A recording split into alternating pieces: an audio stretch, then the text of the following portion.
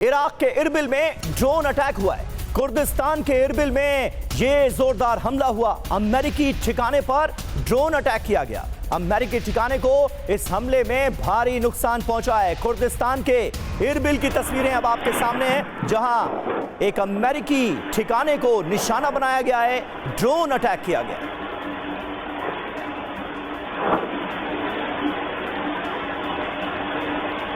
पूर्वी तेहरान पर आईडीएफ के भीषण हमले की अगली तस्वीर ये अल जजीरा के हवाले से खबर है, जहां कम से कम 40 ईरानी मारे गए हैं, ये दावा किया गया। अब अगली तस्वीर जरा दिखाएं, क्योंकि ये पूर्वी तेहरान में आईडीएफ की तरफ से की गई स्ट्राइक के बाद सामने आई वो तस्वीर है, जहां देखिए किस तरीके के हालात, जगह जगह आग, जान बचाकर भागते नजर आए लोग।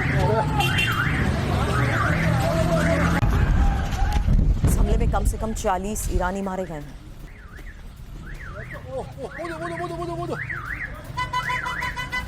और ईरान के इस्फहान शहर के पास भी हुई है बमबारी। आईआरजीसी के बख्तरबंद बैरकों पर भारी बमबारी की गई। इस्फहान में विस्फोट के बाद धुएं का गुबार देखा गया। ये देखिए तस्वीरें, किस तरह से ईरान के शहर शहर दहलाने की कोशिश की जा रही है अमेरिका और इजराइल की तरफ से। तस्वीरें आपके सामने।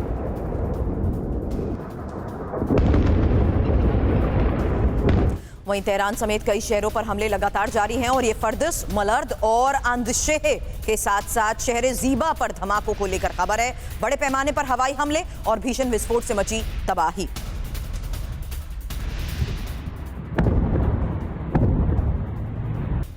तीन तस्वीरें एक साथ, जहां देखिए कुर्दिस्तान के इरबिल में धमाके की हमले की वो तस्वीर, जहां अमेरिकी ठिकानों पर ये ड्रोन अटैक हुआ। वहीं एक और बड़ी खबर है किस तरीके से ईरान के इस्फहान शहर के पास भी बमबारी को अंजाम दिया गया। बड़े पैमाने पर लगातार हो रहे भीषण विस्फोट के बीच भारी तबाही की तस्वीरें सामने आ रही हैं, जिसमें साफ है कि किस तरीके से लगातार इस ऑपरेशन में तेहरान समेत कई शहरों पर हमले किए गए। और अब है खबर ऑपरेशन ट्रू प्रॉमिस 4 की नई लहर, नई वेव को लेकर। ऑपरेशन ट्रू प्रॉमिस 4 के तहत 31वीं लहर छोड़ी गई। 1000 टन वजनी वॉरहेड वाली मिसाइलें दागी हैं ईरान ने। ये देखिए तस्वीरें, जो नई वेव है, 31st लहर है, ऑपरेशन ट्रू प्रॉमिस 4 के तहत उसे लॉन्च कर दिया गया है। और खास बात यह है कि 1000 टन वजनी वॉरहेड वाली घातक मिसाइलें इस बार ईरान ने दागी हैं। नई सॉलिड फ्यूल मिसाइल और ड्रोन अटैक एक साथ किए गए। अमेरिका और इजराइल के कई ठिकानों को बनाया गया निशाना।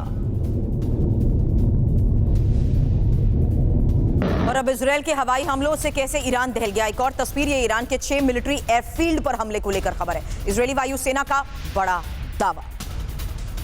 एक साथ किस तरीके से अलग अलग एयरफील्ड्स पर हमले हुए। ईरान के 6 मिलिट्री एयरफील्ड पर हमले के बाद ये तस्वीरें जारी कर दावा किया गया कि किस तरीके से इस पूरे इलाके पर भीषण बमबारी के बाद इजरायली वायुसेना ने बड़ा नुकसान पहुंचाया है। और ईरानी सेना के ताबड़तोड़ हमले भी रुकने का नाम नहीं ले रहे हैं। हमले लगातार जारी हैं। इजराइल के बेत शेमेश के पास फिर अटैक हुआ है। ईरानी मिसाइल को यहां इजरायली डिफेंस फोर्सेस ने इंटरसेप्ट करने का दावा किया है। ये देखिए तस्वीरें सामने आई हैं, ईरान ने कैसे एक और मिसाइल लॉन्च की है। इजराइल के बेत शेमेश के पास अटैक हुआ और इस ईरानी मिसाइल को इजरायली डिफेंस फोर्सेस ने इंटरसेप्ट किया। अब यरूशलेम के आसमान में ईरानी मिसाइलें, बड़ी खबर। तस्वीर ईरानी हमले को अब यूएस और इजराइल का करारा जवाब, जहां डिफेंस सिस्टम ने मिसाइलों को इंटरसेप्ट किया। ये देखिए तस्वीर, मिसाइल के मलबे के टुकड़े कुछ जगहों पर भी गिरे हैं, इस वजह से नुकसान पहुंचा। लेकिन ये हवा में कैसे इंटरसेप्ट कर इन मिसाइल्स को मार गिराने का दावा किया गया। और ये तस्वीर और खबर ईरानी हमले को यूएस इजराइल की तरफ से कैसे नाकाम किया गया, क्योंकि यरूशलेम के आसमान में ईरानी मिसाइल्स दिखी थी। और वहीं इजराइल के तेल अवीव में ईरान की तरफ से हमला हुआ। आसमान में दिखी मिसाइलें, एक साथ कई मिसाइलें। ये देखिए, ये इजराइल की कमर्शियल कैपिटल तेल अवीव के आसमान की तस्वीरें आपको दिखा रहे हैं, जहां पर ईरान की तरफ से नई मिसाइलें लॉन्च की गई हैं। इजराइल पर हमले का ये ताज़ा वीडियो, जिसमें आसमान में, तेल अवीव के आसमान में कई ईरानी मिसाइलें नजर आ रही हैं। अब ईरान ने तेल अवीव पर कई मिसाइल अटैक किए हैं। खबर और तस्वीर इजरायल के खिलाफ भारी मिसाइल हमले की, जहां पूर्व सर्वोच्च कमांडर खमेनी को समर्पित अटैक।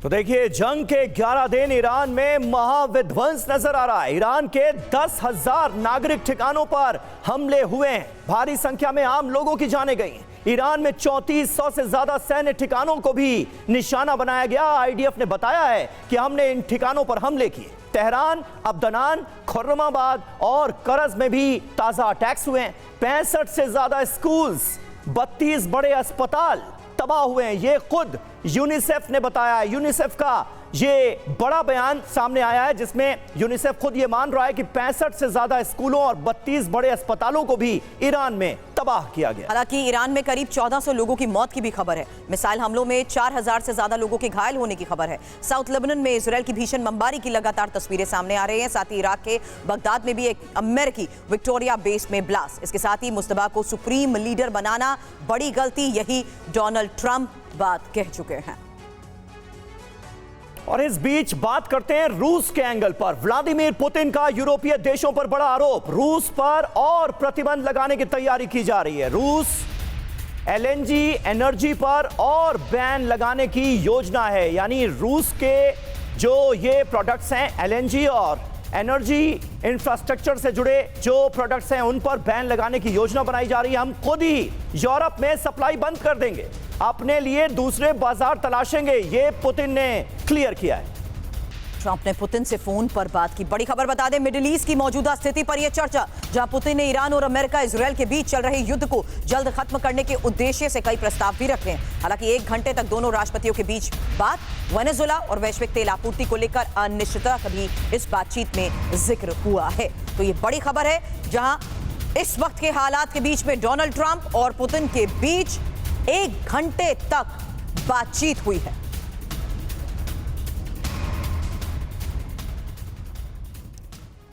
तो देखिए, ईरान जंग में ट्रंप वर्सेस पुतिन, दोनों राष्ट्रपतियों की आपस में बात हुई है। रूस के अप्रत्यक्ष रूप से ईरान की मदद का दावा सामने आया है। रूस वैसे भी ईरान का फेवर कर रहा है। नए सुप्रीम लीडर को भी बधाई दी थी पुतिन ने। अमेरिकी युद्धपोतों, एयरक्राफ्ट की जानकारी, खुफिया जानकारी शेयर कर रहा है रूस ईरान को रियल टाइम इंटेलिजेंस दे रहा है। ईरान को रूस अमेरिकी विमानों के इनपुट दे रहा है। अमेरिका के सैन्य ठिकानों और सेनाओं की लोकेशन बता रहा है। रूस की मदद से ईरान के अमेरिकी बेस पर सटीक हमले किए जा रहे हैं। रूस की मदद से ईरान समंदर में भी आक्रामक नजर आ रहा है। इन तमाम बड़ी खबरों पर बात करने के लिए हमारे साथ 2 खास मेहमान स्टूडियो में हमें ज्वाइन कर चुके हैं। मेजर जनरल संजय स्वाय हमारे साथ मौजूद हैं और air vice marshal OP Tiwari हमारे साथ मौजूद नजर आ रहे हैं। सबसे पहले स्वाय साहब, मैं आपसे जानना चाहूंगा, ईरान जंग में ट्रंप और पुतिन की ये जो बातचीत हुई है, ये कितना महत्वपूर्ण कदम है?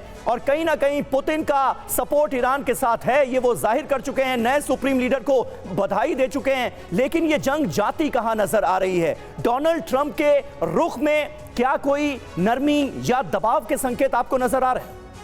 बिल्कुल, देखिए समीर, कई सारी चीज़ें इसमें निकल के आ रही। जो आपका सवाल है कि ये जंग कहाँ जा रही है जी, पहले तो ये देखिए कि आज डोनाल्ड ट्रंप के ऊपर स्ट्रेस है कि नहीं है। उनका उद्देश्य क्लियर नहीं हो रहा किसी को कि आप करना क्या चाहते हो। आप रेजिम बदली करना चाहते हो, आप न्यूक्लियर को ख़त्म करना चाहते हो, आप उनकी मिसाइल की रेंज को ख़त्म करना चाहते हो, आप ईरान को बर्बाद करना चाहते हो। एक उनका उद्देश्य क्लियर नहीं है, शायद जिसका फ़र्क असर नज़र आ रहा हो उनके जिस प्रकार से ऑपरेशन चल रहे हैं। दूसरी प्रकार से जिस प्रकार से रशिया ईरान की मदद कर रहा है, जो बातचीत हुई है, तो कहीं ना कहीं मेरे हिसाब से तो पक्का मदद कर रहा है, और क्यों ना करे। देखिए, आप देखिए, रशिया यूक्रेन के युद्ध में ईरान ने खुल के सपोर्ट दी। इनके शाहीन ड्रोन रशिया को भेजे, जो शाहीन ड्रोन जो रशिया ने यूक्रेन के खिलाफ इस्तेमाल किए आज जो है, और साथ में रशिया को यूक्रेन के थ्रू अमेरिका ने तंग किया, तो रशिया क्यों नहीं करेगा? वो तो पूरी मदद करेगा। क्या लटको आप यहाँ पे आपको अटका के रखेंगे? जितना लंबा युद्ध चलेगा उतना अमेरिका को दिक्कत, उतना इसराइल को दिक्कत। तीसरी बात, युद्ध कहाँ यहाँ पे सवाल ये पैदा होता है कि इनके हथियारों की सप्लाई कितनी रहेगी, कितना इनका डम बना रहेगा। ईरान के पास लिमिटेड नंबर है, लेकिन क्या इसके पास पीछे से सप्लाई कहीं से आ रही है? क्या चाइना इसको मदद कर रहा है? क्या रशिया इनको ज़मीन से पहुंचा सकते हैं? ये भी एक बहुत बड़ा सवाल है। उधर से अमेरिका का भी तंगी आ रही है। अमेरिका ने भी अपनी कंपनियों को बोल दिया कि भाई आप प्रोडक्शन बढ़ाइए, क्योंकि उनकी भी लिमिट है। जिस हिसाब से एक एक ड्रोन और एक एक मिसाइल के लिए इनके एयर डिफेंस की मिसाइल्स फायर हो रही है, इनका स्टॉक पहले ही कम था। यूक्रेन युद्ध के समय में और पहले जून की जंग के बाद से स्टॉक्स लो थे। अभी इन्होंने ये कहा, बजट भी बढ़ा दिया, 1 ट्रिलियन से 1.5 ट्रिलियन डॉलर के, और कहाँ से आएगा ये इंपॉर्टेंट फैक्टर्स जरूर है, लेकिन आप अपनी इसी क्षमता के बलबूते आर्थिक तौर पर जो चोट इस वक्त पहुंचाई जा रही है वो भी आज का एक सबसे बड़ा सवाल है, क्योंकि तेल संकट को लेकर, एनर्जी सप्लाई संकट को देखते हुए बड़ी खबरें आपके सामने रखें। उससे पहले तस्वीर लेबनान में इजरायली टैंक पर हमले की, जहां खियाम में इजरायली टैंक को निशाना बनाया गया और ग्राउंड ऑपरेशन में लगे टैंक पर कैसे हुआ हमला, ये वो तस्वीर है। और देखिए ताजा खबर है, ईरानी नेवी के एक पोत पर भी हमला हुआ है। हमले के बाद इस पोत में विस्फोट हो गया। साउथ ईरान के कंगन तट पर यह अटैक हुआ है, जिसकी तस्वीरें इस वक्त आपके सामने हैं। दूर से कैमरे में जो तस्वीरें कैद हुई हैं उसमें यह साफ पता चल रहा है कि साउथ ईरान के कंगन तट पर ये जो अटैक हुआ है इसमें किस तरह से एक पोत को निशाना बनाया गया है और इस हमले के बाद इस पोत में हुआ विस्फोट। अब इजराइल के स्टेला मारिस बेस पर बमबारी, ये हिजबुल्लाह का ठिकाना, हिजबुल्लाह, हालांकि माफ कीजिएगा, हिजबुल्लाह ने यहां पर कई मिसाइलें दागी हैं, क्योंकि हिजबुल्लाह के ठिकाने को जिस तरीके से अभी तक टारगेट किया गया है, उसके बाद ये रात के अंधेरे में स्टेला मारिस बेस पर दागी गई मिसाइलों को लेकर दावा किया जा रहा है कि हिजबुल्लाह के अटैक से बेस पर भारी तबाही मची है।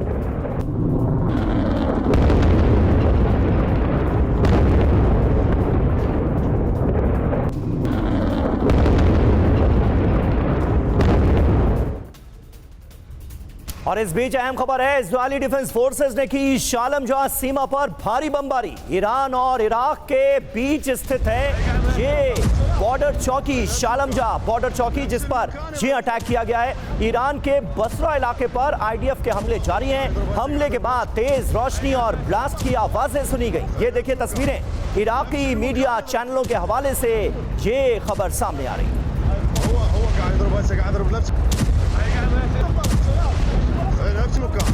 बड़ी खबर यह है कि ईरान जंग में ट्रंप लेजर हथियार का भी इस्तेमाल कर रहे हैं और डोनाल्ड ट्रंप ने यह कहा कि हमारे पास जो लेजर टेक्निक है वो अद्भुत है। बहुत जल्द लेजर हथियारों के इस्तेमाल की बात कही है और लेजर हथियार कम खर्च में बड़ा नुकसान करते हैं। ईरान पैट्रियट मिसाइल से अभी हमले कर रहा है।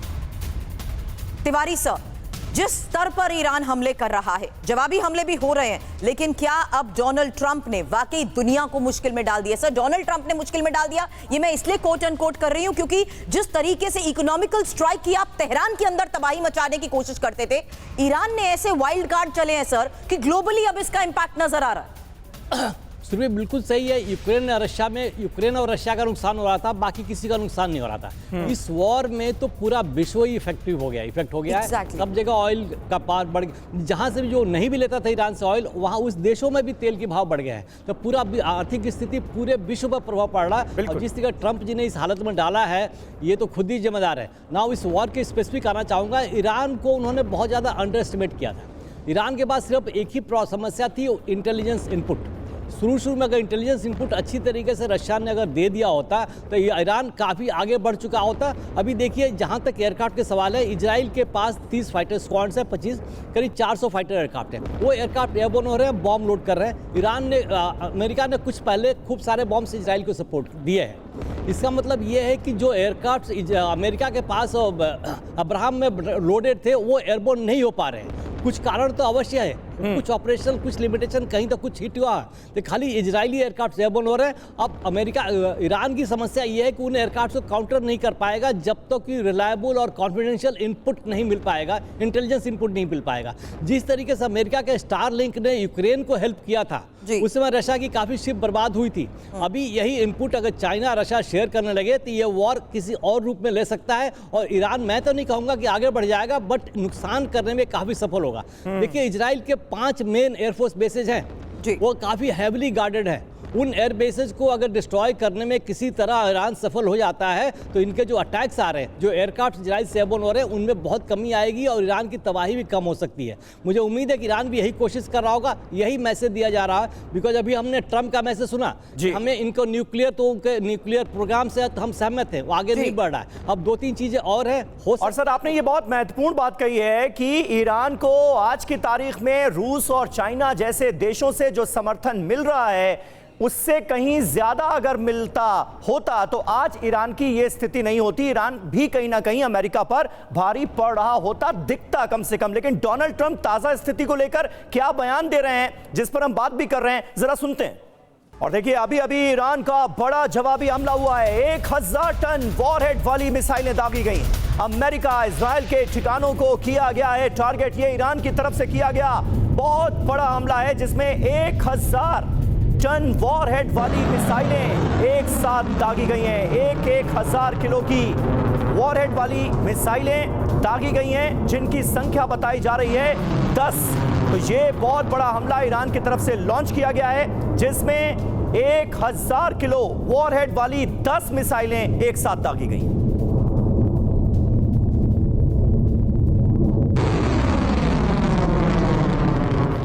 वहीं आईआरजीसी के खिलाफ आईडीएफ का बड़ा ऑपरेशन जारी है और आईआरजीसी के 3 जेट और 2 हेलीकॉप्टर को मार गिराने का दावा किया गया। आईडीएफ के ऑपरेशन की सैटेलाइट वीडियो भी सामने आए हैं, देखिए तस्वीर।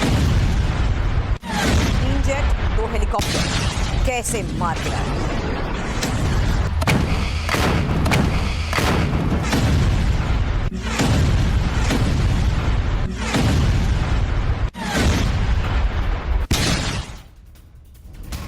और वहीं ईरान के इस्फहान शहर पर भी भारी बमबारी की गई है। आईआरजीसी की बैरक्स यहां पर निशाने पर रही, भारी बमबारी यहां की गई है। इजरायली डिफेंस फोर्सेस के हमले में आईआरजीसी को भारी नुकसान पहुंचा है।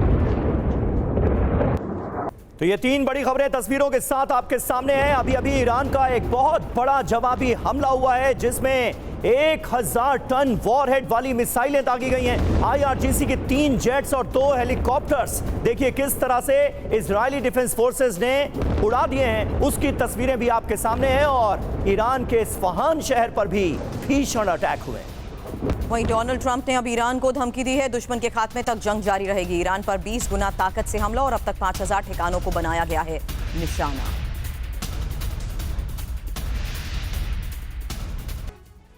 तो देखिए इस वक्त जिस तरह की स्थितियां हैं और डोनाल्ड ट्रंप के जो बयानात सामने आ रहे हैं वो बहुत महत्वपूर्ण हैं। कभी उनके बयानों को सुनकर देखकर ये लगता है कि वो जंग को जल्दी खत्म करने की बात कर रहे हैं, कभी ऐसा लगता है कि ये जंग बहुत लंबी खिंचने वाली है। संजय सोय सर, जिस तरह के हालात अभी नजर आ रहे हैं और जिस तरह से डोनाल्ड ट्रंप ये कह रहे हैं कि जब तक ईरान का खात्मा नहीं हो जाता एक तरफ तब तक ये जंग जारी रहेगी, दूसरी तरफ वो संकेत देते हुए भी नजर आते हैं कि इस जंग को हम जल्दी खत्म कर देंगे। हॉर्मुज़ स्ट्रेट ब्लॉक होने के बाद जो परेशानियां हो रही हैं, तेल आपूर्ति को रुकने नहीं देंगे, दुनिया को परेशानी नहीं होने देंगे। मतलब क्या निकाल पा रहे हैं आप? बिल्कुल, कई बार मतलब ऐसा है समीर, जब लड़ाई आप शुरू कर सकते हो, खत्म कब होगी आपके हाथ में नहीं है, उसका अंजाम क्या होगा ये भी आपके हाथ में नहीं है। क्योंकि दूसरी पार्टी भी तो लड़ रही है ना, वो खाली ऐसे नहीं बैठे हुए, वो वेनेजुएला नहीं है यहाँ पे ईरान है जिसकी ताकत है, मिसाइल्स हैं, ड्रोन्स हैं और उनके आईआरजीसी है, सेना है और उनका अनुभव है और लड़ते रहे हैं। ऐसा नहीं है कि, और उनके क्षेत्रफल है, उनका ज्योग्राफी है, इतना आसान नहीं है इसको और उनके अंदर जज्बा है और अयतुल्ला खुमानी का जज्बा 10 गुना और बढ़ गया। तो ये सब चीज़ें, इन चीज़ों को शायद मिसकैलकुलेशन हुआ है। और अभी ये कह रहे गल्फ ऑफ हॉर्मुज़ को आपने बंद किया तो हमले और तेज होंगे। बंद तो किया ही हुआ उसने, कहाँ चल रहा है, इससे ज़्यादा कर लो तेज, कितना तेज करोगे। तो यहाँ पर कहीं ना कहीं बयानबाजी जो है एक ढंग की बयानबाजी जो कह रहे हैं कि भाई ये हॉर्मुज़ स्ट्रेट जो है जिस तरह से इस वक्त ब्लॉक नजर आ रहा है और हमने देखा कल उसकी जो सीधे सीधे जो असर पड़ा है वो तेल की कीमतों पर पड़ा है, जबरदस्त उछाल देखने को मिला।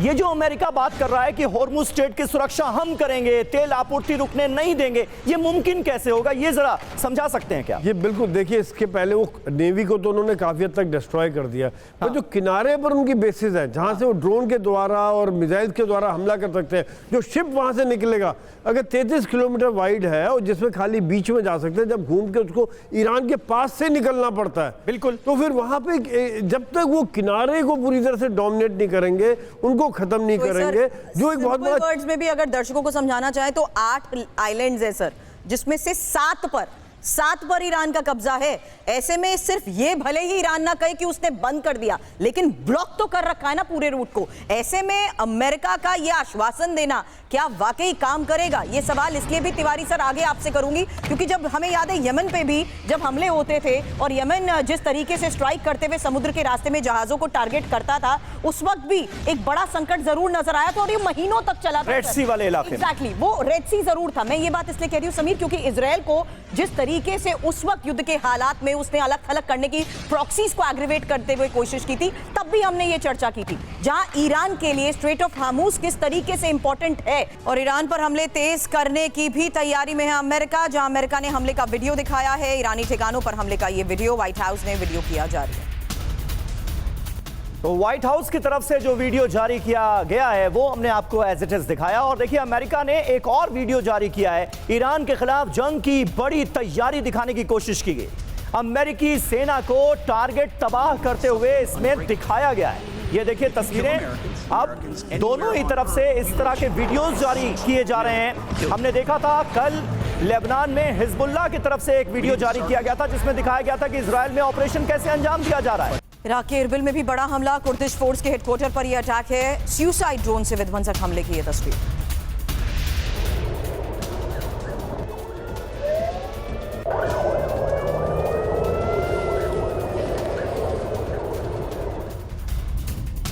और ईरान से जंग के बीच डोनाल्ड ट्रंप ने किया बड़ा दावा, B-2 बॉम्बर से हमला नहीं करते तो इजराइल को मिटा देता ईरान। मध्य पूर्व को कब्जे में लेना चाहता है ईरान। ये एक और बड़ा दावा डोनाल्ड ट्रंप करते नजर आ रहे हैं। कह रहे हैं कि ईरान पर हमला नहीं होता तो इजराइल को ईरान मिटा देता। और ईरान जंग को लेकर बोले डोनाल्ड ट्रंप, दुश्मन के खात्मे तक शांत नहीं रहेंगे, ईरान को नहीं पता क्या होने वाला है। तो जब तक दुश्मन को खत्म नहीं कर लेंगे तब तक शांत नहीं बैठेंगे। ईरान के लोगों को पता ही नहीं है कि ईरान में होने क्या वाला है। डोनाल्ड ट्रंप क्या कहने की कोशिश कर रहे हैं, कहीं ईरान जंग में डोनाल्ड ट्रंप फंस तो नहीं गए, ये जानने की कोशिश करते हैं। देखिए यूक्रेन जंग की अगर बात करें तो अमेरिका नाटो के साथ है, वहीं ईरान जंग की अगर बात करें तो रूस और चीन यहां पर ईरान के साथ नजर आ रहे हैं। हालांकि यूक्रेन जंग में समीर ये भी फैक्ट है कि रूस के खिलाफ किस तरीके से हथियारों का इस्तेमाल हुआ, किस तरीके से अमेरिका ने ये हथियार दिए, जबकि ईरान जंग की वो हकीकत है जहां रूस ने यूएस के खिलाफ हथियार दिए हैं। जो बदलते ग्लोबल ऑर्डर में सहयोग को लेकर हम सवाल करते हैं, ये उसी का सबसे बड़ा एग्जाम्पल है, जहां ईरान जंग में 11 दिन से जिस तरीके से युद्ध जारी है, जबकि यूक्रेन जंग 5 साल से।